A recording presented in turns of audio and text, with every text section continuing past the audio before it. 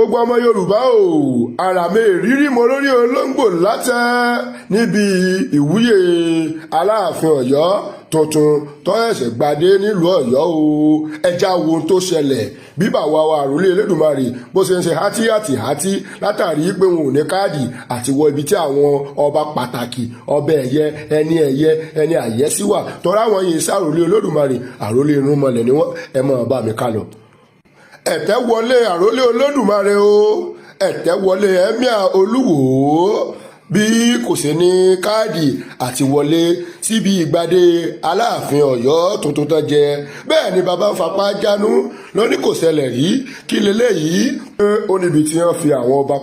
pàtàkì àwọn ọba àyẹ́sí àwọn ọba ẹ̀yẹ bẹ́ẹ̀ lẹ́sẹ̀ ń wo bàbá tó dúró tí bàbá àròlé olódùmarè tí wọn ò ráàyè wọbẹ̀ bẹ́ẹ̀ náà fi wọ́n síbi ọ̀dọ̀ àwọn baálé oko kí bàbá lọ jókòó bẹ́ẹ̀ nǹkan yẹn o kódà kéèyàn mọ nítorí yàtọ̀ láàwùjọ àwọn ẹni rẹ bàbá ọmọ ráàyè jókòó wọ́n mọ̀ ń wá àga fún bàbá ni bàbá mọ̀ ń bọ̀wọ̀ bàbá mọ̀ ń kíyàn kó dìde àròlé olódùmarè wá dúró báyìí àròlé olódùmarè kọ́ wá mọ̀ dúró kọ́ mọ̀ nagi múlẹ̀ níbo bàbá fẹ́ jókòó àfi wọ̀ ó di ọ̀dọ̀ àwọn baálé oko ibẹ̀ náà fi bàbá sí o kọ̀pẹ́ kò jìnnà bàbá bá bá ẹsẹ̀ sọ̀rọ̀ pẹ̀lú tìkanra kò ní ojú agbo kí ló dé bàbá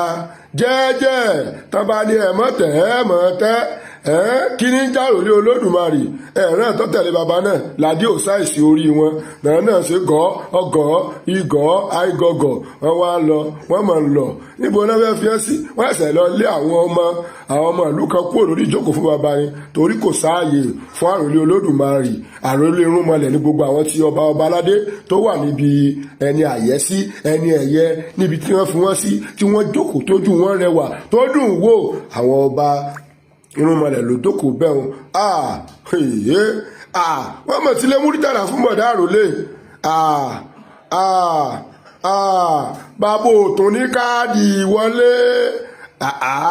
ṣé bẹ́ẹ̀ ẹ bá wo wájú bàbá gan kò sí gbogbo àwọn nǹkan tó tò síwájú